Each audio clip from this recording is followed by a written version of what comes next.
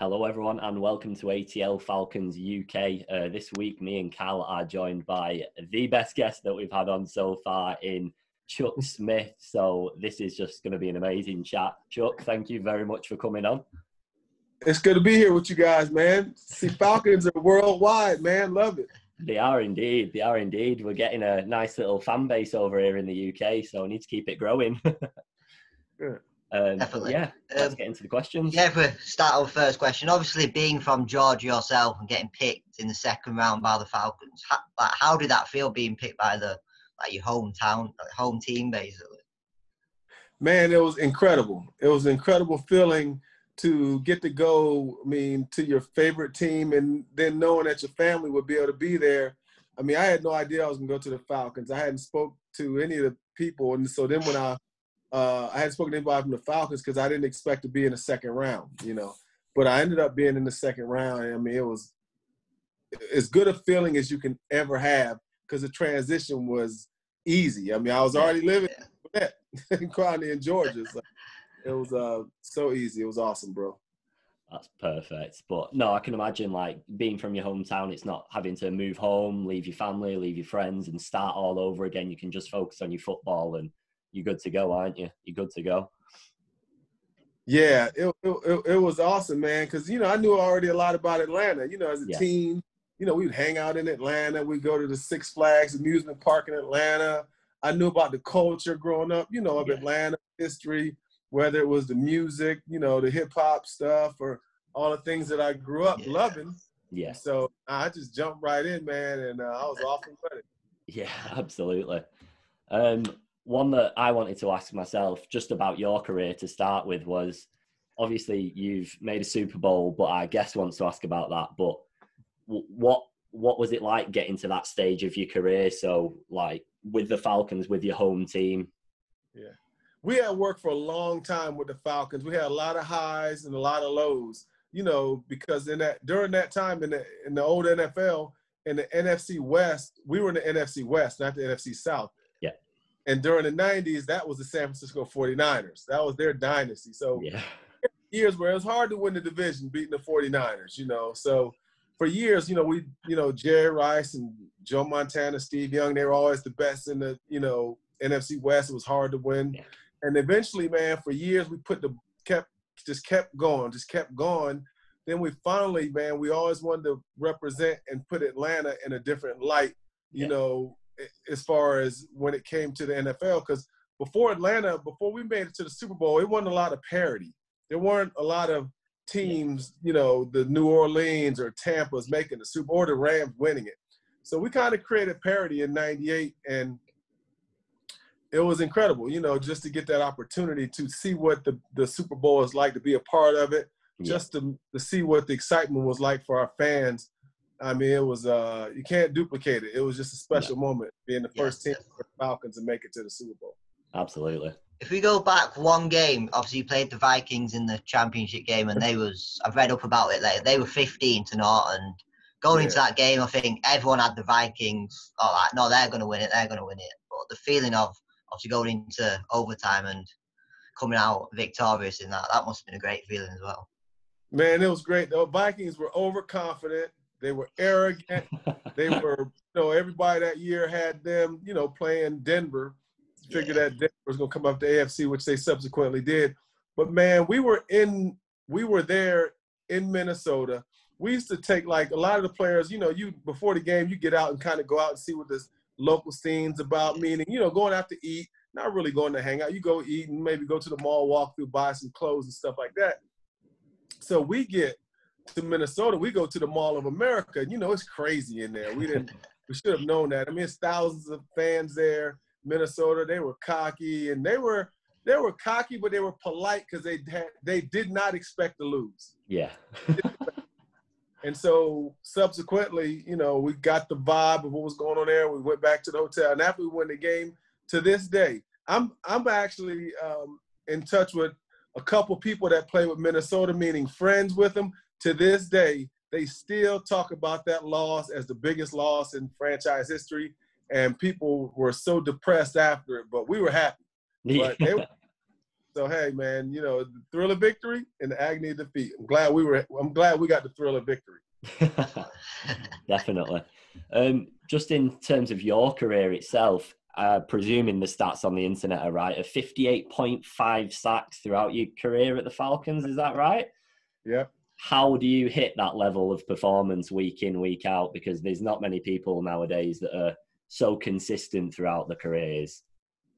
Well, I tell you, one thing I'm really proud of in my career individually is that I got double-digit sacks 3 times. Yeah. It's hard to get 10, you know, and in the NFL, that's what you're measured by. So not only do I do it once, twice, and, you know, I was able to do it 3 times.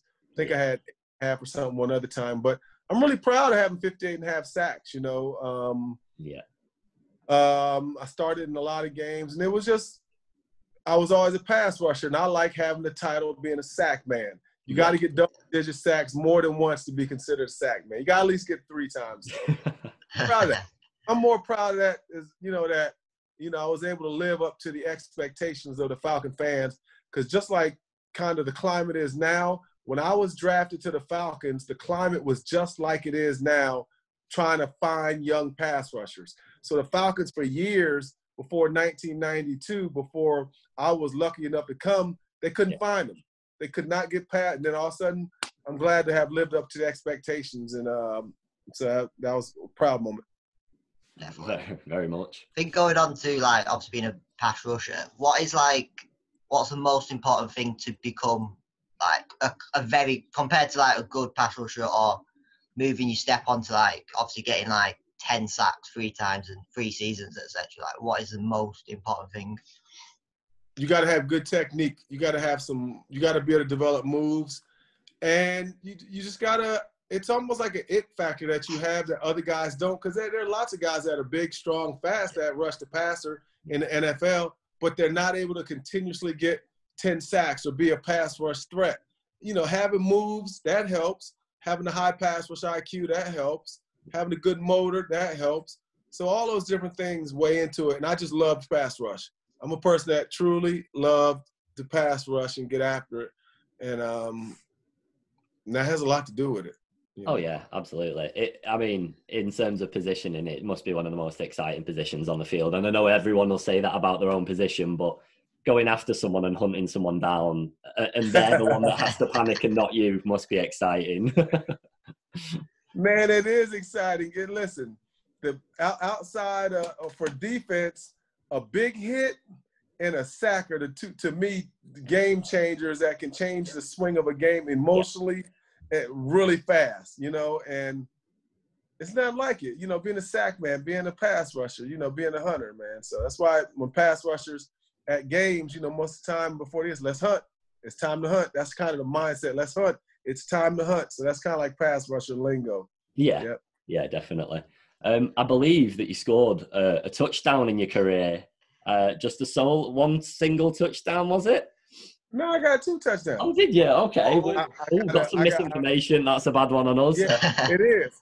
They got misinformation out there. I got a fumble recovery against New England for a touchdown, and I got a interception against the Niners for a touchdown. Well, that was the one I was going to talk about. So clearly the other one's not been documented quite as well, because we watched the video of the other one in preparation for this to discuss what that felt like, because obviously that's not what you're intended to do on the field, but when the opportunity comes up. Was it the interception, right? Yes, yeah. Man, that was big, because in that game, that was against the Niners who won the Super Bowl. Yeah. 94 Niners. And what made it real special, we had worked all week on, they threw like drag routes. They would throw a lot of drag routes to Jerry Rice. Yeah. And our coach, Bill Kolar, who's actually the coach at Denver right now, was like, Chuck, it's going to come to you. So Jerry Rice was lined up in the slot. He ran a drag route. I went back only about 5 yards. Steve Young literally threw it right to my belly. And I took off. Perfect. Took off. Jerry Rice couldn't catch me. I kept running. I cut inside on Steve Young. Then William Floyd, who was a great fullback, I stiff-armed him. Whoop, gave him my best. I gave my Derrick Henry. And then I scored. But it was phenomenal. I was tired after that play, though. I was going to say, especially when even though you were slightly anticipating it, it actually coming to you must be a shock. So to have to just switch into gear straight away and just get down the field, I'm nervous. Yeah, hell yeah. Man, when I got it, I just knew to take off. But the funny part is that I look faster on video than I ever remember myself being. Now that I'm older, I was like, yeah, I was kind of rolling. Yeah. So, but it was then I did a Deion Sanders dance, the one he's doing now with the Subway. So that I did that dance. That back then we didn't think of it, but for the new generation, I don't know if y'all even have those commercials, but the little Subway, you see Deion doing his dance. Yeah, I did that dance. Okay, I did that dance in the end zone. Not bad at all. Going to another stat, 20 forced fumbles, which seems very high. That's very good. I think you got 4 in about consecutive 5 or 6 seasons. That's it's just if you look at them stats these days, you don't like our team this year. I know we had a couple, but just to have one player to get 4, it's class. I was really proud, man. As I look at some of those other ones, I just happened to be looking at, where did I look at? Why was I looking at my stats? I have no idea. Oh, I was looking at forced fumble. No, I was looking at fumble recoveries because they got that wrong too. It says I had 12 fumble recoveries, but I really had 13 and a half. One time I was tied for the Falcons, I think most all time or something like that. Yeah. But forced fumbles, man, I didn't realize I had that many.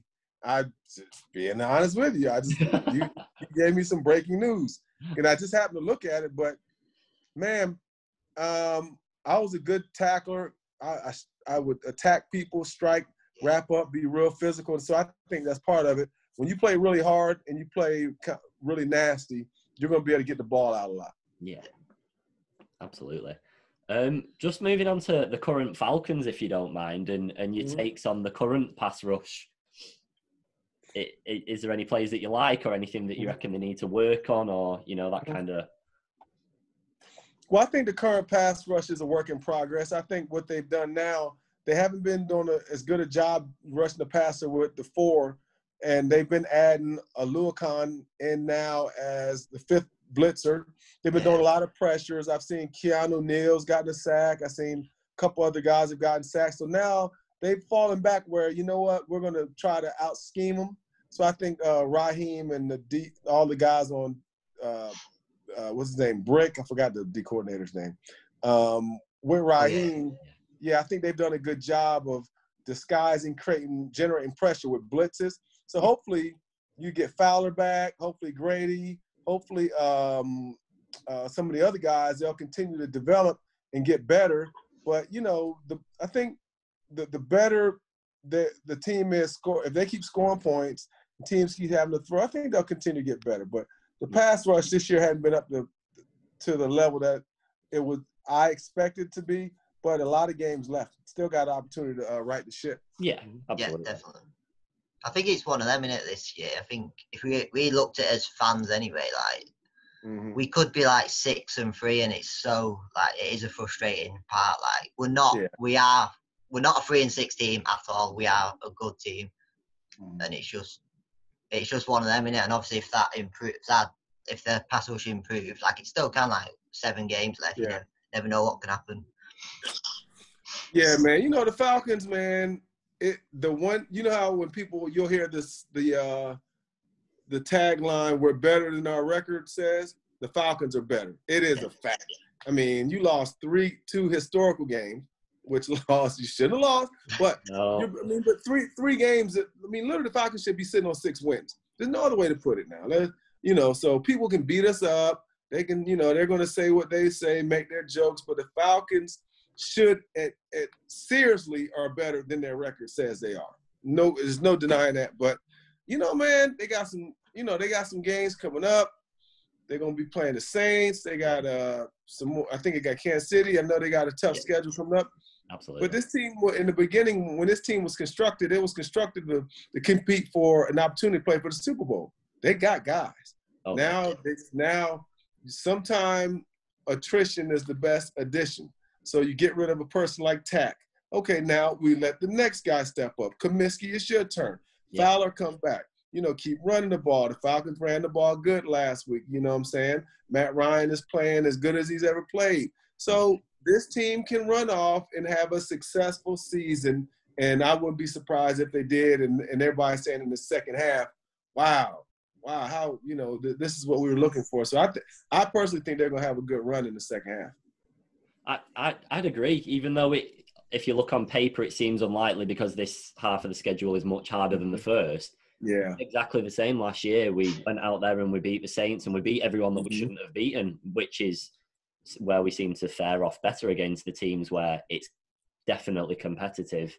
Whereas obviously we should have probably won some of the fixtures on paper against the other teams. I see at the moment you're doing coaching and little bits of coaching and training with everyone. Would you ever be looking at getting into the NFL? Yeah, right now I'm actually in a hotel in Canton, Ohio, home of the Hall of Fame, working with the NFL Alumni Academy. It's a new program that's helping prepare. We're preparing free agents and the NFL players to be ready when they get the call. So now with the COVID, with injuries now at an all-time high, all the players are here. They're mainly 4- and 5-star free agents that are here training.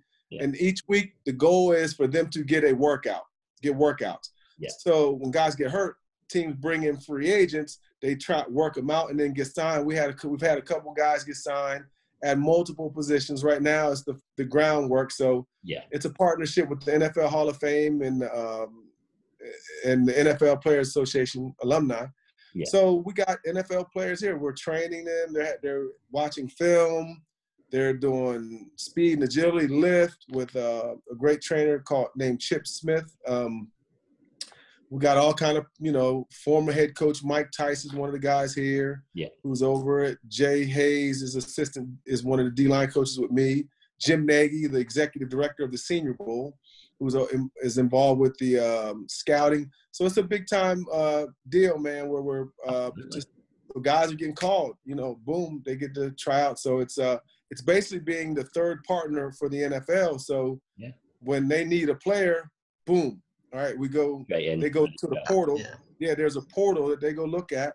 They see all the players. They can watch them train every day. Yeah. Their evaluation, so they can get them in there, get them signed up, and know they're getting a product that's ready, that's NFL ready. So that's where I'm at now. I suppose that alone is a ridiculously rewarding project to be on. Obviously, my question was about NFL, but that's equally as important, if not more, because you're providing tons of teams with potential as opposed to working with one group of players. Yeah. Any players that you'd suggest for the Falcons? Are you not allowed to? Probably can't make that. All 32 teams have access to the player portal. Yeah. So I'm sure Falcons, I'm sure Raheem, or at least their advanced scouting, if they know it's an option, it's available. So again, something new, man, for the NFL, and it's going pretty good. So I'll actually fly home today, and I'll be back in Atlanta. Yeah. And so I'll be going. Actually, my son plays at Wofford College in Spartanburg, South Carolina. So Saturday, I'm driving up there to watch my son practice at Wofford. So that's kind of what I got going, man. Can we ask what position he plays, or is he the same as? He's like me. He's a defensive D-end, D-tackle, kind of hybrid outside backer. All of them, really. You can play all of them, but mainly defensive end. Yep. And I have not a 10-year-old. I got a 15-year-old, a 10th grader who plays wide receiver at Northwest High School in North Atlanta. Oh, that's awesome. So he's not too far away either. He's not too far away from stepping up. Yeah. That's I suppose that's a good way to coach him, you being on the other side of the field, because you can tell him everything not to do. So, you know what I tell kids right now at this age? I always say, first thing I say, hey, what's your tough level? The number one thing in football is how tough. If you're tough, you can make it. You know, speed, size, all that comes and goes. But first thing I say, man, how's your tough level today? Dad, I was tough. That's all I need to hear. You know what I'm saying? And the second thing I ask them, did you compete today? Just compete. Be tough and compete. And that's all I need from you. All the technique and all those things around it will come in. So But I try to help my kids as much as I can, you know. But you got to remember, being a professional coach and being a football player, that's been around them a lot. So you got to find a line between being a dad and being a coach. You know what I mean? Yeah. Coaching comes and goes, but being a dad's gonna be forever. So you want them to be able to have peace in our house, where every second is like, get that hustle, Chucky. You got to be doing this. So like, Dad, just chill, man. Just chill, you know. So I have to balance, and I've learned to do that. Yeah, definitely. On, if we go on to I've got one question about, obviously, back into your career. Obviously, you got to the Super Bowl and you beat the Vikings, and you probably. But what is your favorite memory? And it can be like anything. It don't have to be. It could be something small. What you always will remember, or something like that. I think my favorite memory is driving after the city of it, football memory in Atlanta. My favorite memory is when we beat the San Francisco 49ers in the was it the semifinals? The game before we played Minnesota. Yeah. We beat, it must be. Yeah. I'm not sure if it wasn't yes, maybe it was the semifinals. Yeah. Yeah. We had 2 weeks off after that game. No, it wasn't 2 weeks. We had a week off, but the moment was, man, the city was on fire. Atlanta, it was just seeing the fans that we had finally overcame the San Francisco 49ers. Yeah. We had beat them, eliminated them, and, you know, we were on to play Minnesota, but I just can't. The city was electric. It was just cloud nine. I like seeing the pride of our Falcon fans, because it was like, man, we kind of broke through a barrier. We really did break through a barrier, and that was the Niners, and also parity. There wasn't a lot of parity before the Falcons, the 98 Dirty Bird team got there. Wasn't a lot of, you know, outside of, you know, the normal traditional teams. It was, you know, a lot of the same teams winning. Then we kind of broke that barrier. Yeah. Well, that's what we're looking forward to. We're hoping to get out to Atlanta in the next couple of years or so. I mean, it was going to be this year, but obviously everything else takes hold a little bit. So we're looking out to get to a few games and just Felix, obviously, even though we're massive fans, we're the other side of the world. So it's just, we're not in the environment yet, are we?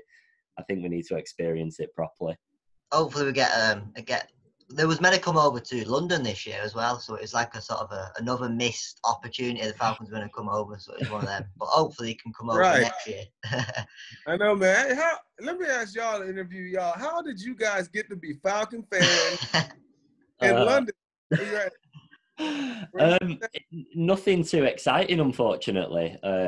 We watched the Super Bowl, the Rams v Patriots. 8-3, was it? That one? 13-3, something like that. Yeah, literally only a handful of years ago. And the morning after that, we were just like, we need a team. And we just started looking into all the different teams and all the stadiums and all the, you know, just a bit of everything, players, and somehow fell on the Dirty Birds, and we've not turned back since. That's pretty cool. What about football? Is there football being played in your country? Yeah. Well, yeah. A lot. Well, Danny's a United fan. Yeah. I'm an Arsenal fan, so. Not football, it's American football. We've got a Manchester. Because we're used to it. We have got a Manchester Titans team, but I mean the investment in football over here is very little at the moment in time. They're basically, it's not paid or anything like that. It's not professional or even semi-professional, I wouldn't say. I don't think anyone's on contract, but it's exciting. I mean, it's exciting to watch, but it's not at the level it needs to be yet. I think there needs to be investment, and then you could grow a proper league over here again with. I think the bigger, like Danny says, the bigger it gets over here, the bigger. The NFL's like getting so big over here, it's like enormous. But if we get like another smaller league, we've got one, but if we get that bigger and bigger, more fans will watch that as well, which I think would be better for the whole game. We'll get more UK players coming into the NFL, which is obviously be a great thing as well. Hey, what about okay, so who is your football team? Your football. Actual football, I'm Manchester United fan. I'm an Arsenal fan. Somehow. We're both from Manchester, and Arsenal are a London team. So don't explain that one, but I used to play football, soccer in America. Soccer, I was yeah. played when I was like 10, 11 years old. I played fullback. Yeah. I think this, if I would have committed myself to play soccer like I did, well, football, Yeah. like American football. Yeah. I think I could have had, I definitely think I could have played here in America in like with the, I believe I could have had a chance to be a professional in America and like, where like the Atlanta United. Yeah. Do you reckon that's down to your mindset or your general like athletic ability, or are you just one of those that's gifted with every sport under the sun? No, I'm not gifted with one sport. I'm just tough. Yeah. And I play hard, and I play with an attitude. I was very committed to work hard. And my thing that I think what I see in football, I got good change of direction and quickness. So to me, straight on speed is great. But to me, from what I see, the great players who play football have great change of direction and lateral movement, can move side to side. Yeah. I always had the great change of direction. And so I believe I could have been good at football.